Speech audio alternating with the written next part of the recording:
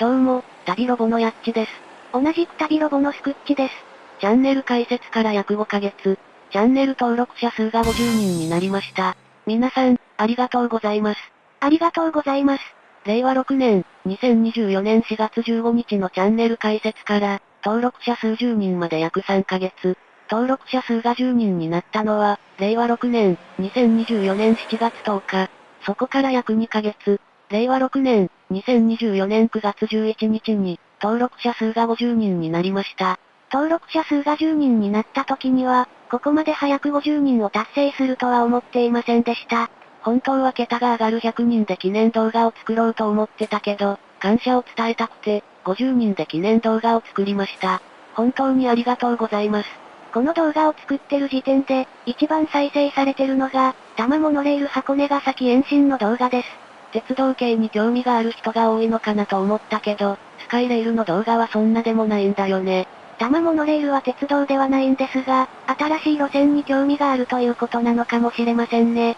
確かに、乗り物を単なる移動手段だと思ってる人でも、身近なところで新路線ができるなら、気になるかもしれないよね。多摩モノレールつながりだと、町田延伸もあります。町田延伸もルートが決定してるみたいなので、そのルートを通りながら、深掘りするのも面白そうですね。八王子延伸、これまさ延伸とかもあるよね。少し調べたところ、これまさ延伸も面白そうです。いつか深掘りしてみようか。そうですね。その多摩モノレールの動画を撮影したのが、6月末。それから、暑さや天気の関係で、あまり撮影できていません。東海道53次の宿場巡りシリーズも、夏の間は撮影できないままだったね。天気予報を確認してたけど、来週は気温が下がる、がずっと続いてた。暑さ寒さも彼岸までというので、そろそろ宿場巡りシリーズの撮影に力を入れられそうですね。そうだね。この動画が公開される時点で、8番目の大磯宿まで公開されてるはず。次は小田原宿で、その次が箱根宿。それで神奈川県の宿場は終わりですね。神奈川県が終わると、東西に長い静岡県に突入。11番目の三島宿から、32番目の白須賀宿までが静岡県。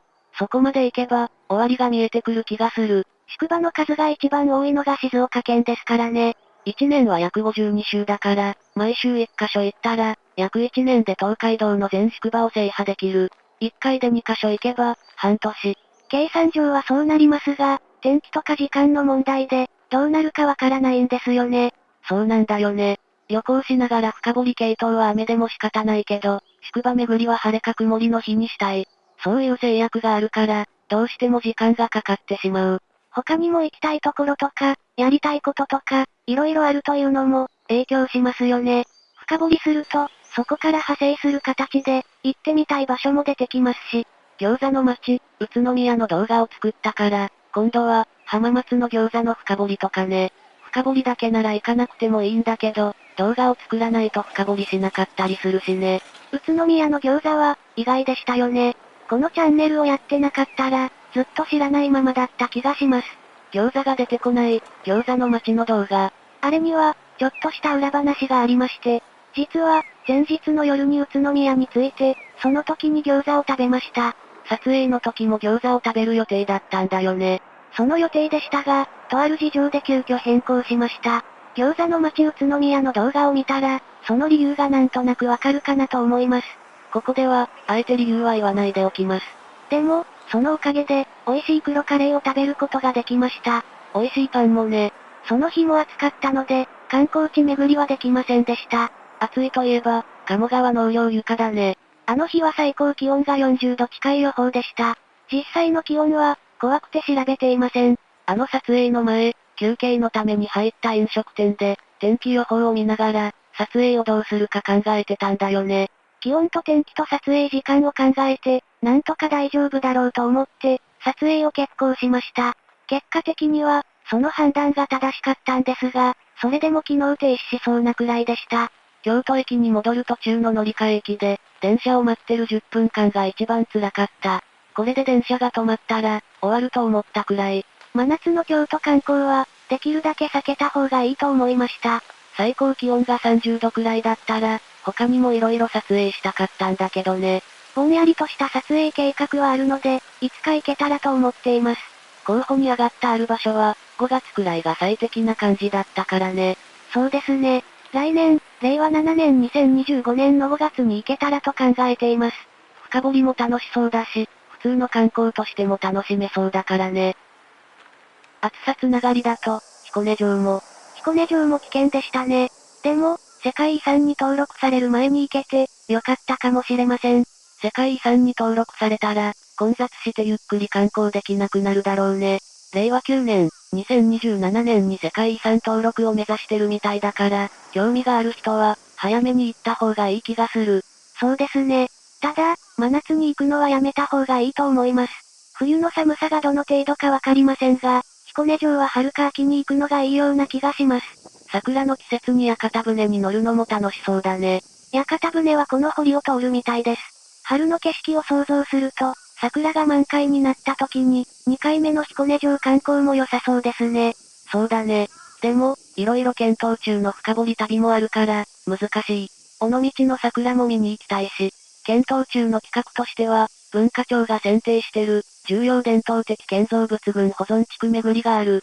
時の鐘から時の鐘の動画で言った川越も、重要伝統的建造物群保存地区です。令和5年、2023年12月15日現在で、43道府県、127地区が選定されているようです。知ってるところもあるけど、知らないところの方が多いんだよね。もしかしたら、穴場的な観光地が多いのかもしれないという期待があります。全部巡るなら、北から順番に行くのがいいかなと思ってる。ただ、東海道の宿場町が入ってるから、その扱いをどうするかが、悩ましいところ。色々残ってるのであれば、宿場巡りシリーズに追加する形で深掘りですかね？それがいいかなと思ってるけど、どうなんだろうね。その時に考えるというのも、いいかもしれませんね。それもありだね。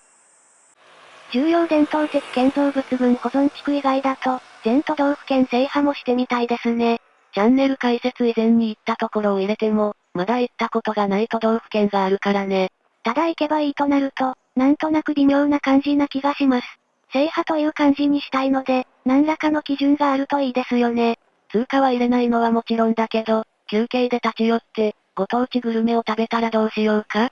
それで行ったことにするのは、違う気がしますよね。そうなると、観光したってところかな？宿泊したというのもわかりやすいですよね。都道府県庁に行くとか？深掘り旅としては、それも良さそうですね。都道府県庁や、都道府県庁の所在地について深掘りできますし、ちょっと調べたんだけど、総務省が作成した全国地方公共団体コードがあるらしい。都道府県にも番号がついてるから、その番号順に行くシリーズも面白そう。それだと、北海道から始まって、沖縄で終わる。普通に観光目的だけだと、全都道府県制覇は難しそうなので、その順番で巡ってくシリーズは良さそうですね。チャレンジ企画としては、1回で制覇するのがいいだろうけど、楽しむという意味だと、微妙な感じだよね。細かいところの前に、そのシリーズを始めるかの検討が必要です。そうだね。時間とお金の問題もあるから、気軽には始められない。そこが問題ですね。何をやるかについては検討するとして、まずは東海道53次の宿場巡りシリーズだね。同時にたくさんやると、義務感が出てきて楽しめなくなりそう。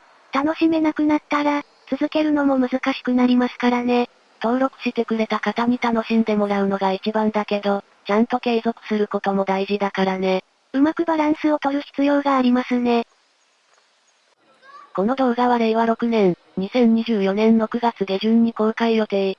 そろそろ夏も終わる頃のはず。夏らしい動画は、鴨川農業床と、第95回花輪流島花火大会でしたね。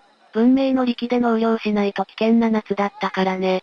青春18切符を使って宿場巡りをしたかったけど、宿場巡りをするには、暑すぎる夏だった。夏前に小田原宿まで行けてたら、避暑地に行く目的も兼ねて、箱根宿に行けそうだった。夏に箱根観光と一緒に、箱根宿に行く予定でしたよね。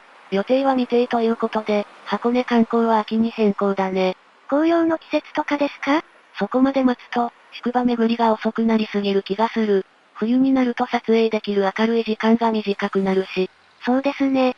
チャンネル開設して初めての夏がそろそろ終わり、初めての秋と冬がやってきます。宿場巡りシリーズも含めて、予想外の問題に出会うかもしれません。